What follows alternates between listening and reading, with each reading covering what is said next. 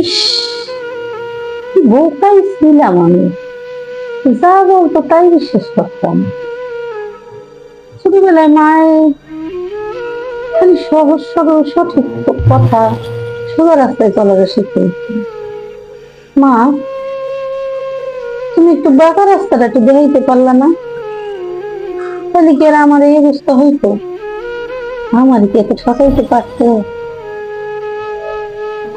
তবে একটা বিষয় জানলে খুব আনন্দিত হই। কি মা জানো, তোমার আর আব্বার শিক্ষা এত পরিচ্ছন্ন, যে জায়গার মধ্যে লোভরে বসবাস করতে দেয় নাই, অল্পতে সন্তুষ্ট হওয়া শিখাইছে, মানুষের জিনিসের প্রতি পরশ্রী কাতরতা শিক্ষা দেয় নাই। কোন ফাঁকে যে এই অভ্যাসগুলো শিক্ষা ফেলাইছি নিজেও জানি না। কিন্তু যখন সংসার হইলো, কোনো কিছু আর চাইতে ভাল লাগে নাই তার কাছে। কারণ আগে তাকাইতাম তার কাছে কি পয়সা আছে, শুধু বাহ্যিকটা সাজাই রাখা যায়, কিন্তু ভিতরটা যে তোমরা আগেই সাজাই গেছো এটা টের পাইছি এখন মা, টের পাইলাম আস্তে আস্তে। সম্পদের গর্ব করতেও ভাল লাগে না, টাকা পয়সা নিয়ে বড়াই করতেও ভাল লাগে না। শুধু ভাল লাগে নির্জনে একাকী দিয়ে থাকতে।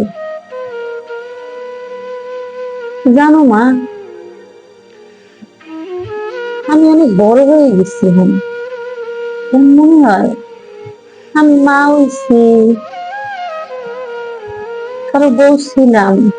কিন্তু বউ যখন ছিলাম তখন না সবাই খালি আমার দোষ ধরতো না।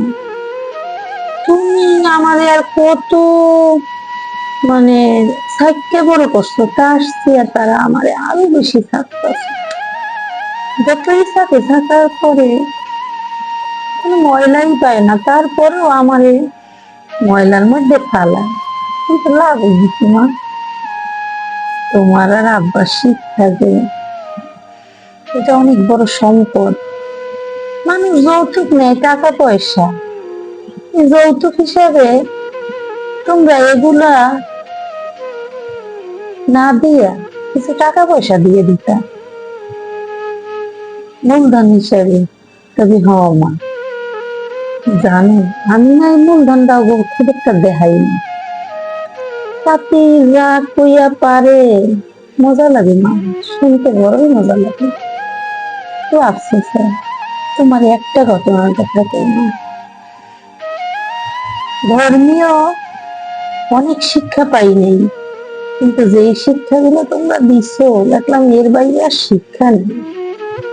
সংসার ভাঙ্গা ভালো না, তাই তো যে নন্দের সংসারটা ভাঙ্গার জন্য আমারে ওরা সবাই নানা রকম কৌশল অবলম্বন করছে। কিন্তু বিশ্বাস করো মা, আমি একবারও করিনি।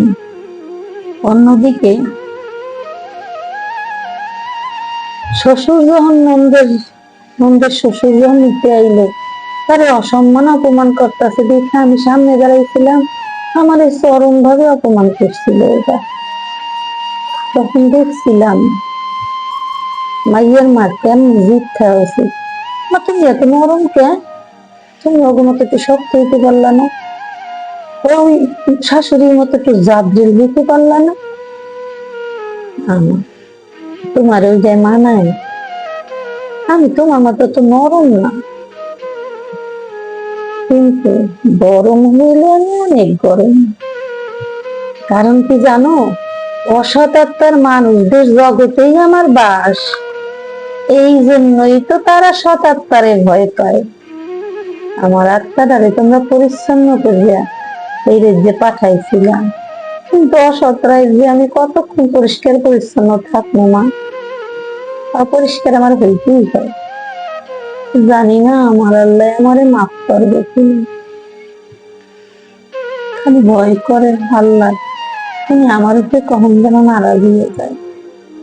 অভিশাপ দিই না আমি, মনে করি তোমরা এত সুন্দর সুন্দর অসৎ কৌশল জানো, তো অসৎ কৌশলের বিপরীতে আল্লাহ তো সৎ কৌশলও রাখছে। তাই না? ওইটা আমার সঙ্গে আমি ওইটা দিয়ে চলবো, কারণ ওটা সত্যি অনেক। তোমার মতো মা আল্লাহ বাঁচাই রাখুক, অনেক বছর বাঁচাই রাখুক মা। কিন্তু তোমার কথা কইতে গিয়ে চোখে পানিও মা। এরকম মানুষ আমি পৃথিবীতে দেখি নাই। তুমি কত পরিষ্কার, তুমি কত পরিচ্ছন্ন চিন্তার মা। তোমার কত ভালোবাসে এখন দেবর ভাসুরের ছেলে মেয়েরা, তুমি তো এই জায়গায় বেড়াও মা। আমি অনেক দুঃখিত, তোমার ঠিকঠাক মতো খোঁজ লইতে পারি না মা। আমার দ্বারে ঘাটতি হইতে পারে, এই ভয়। তুমি মাফ করে দিও মা।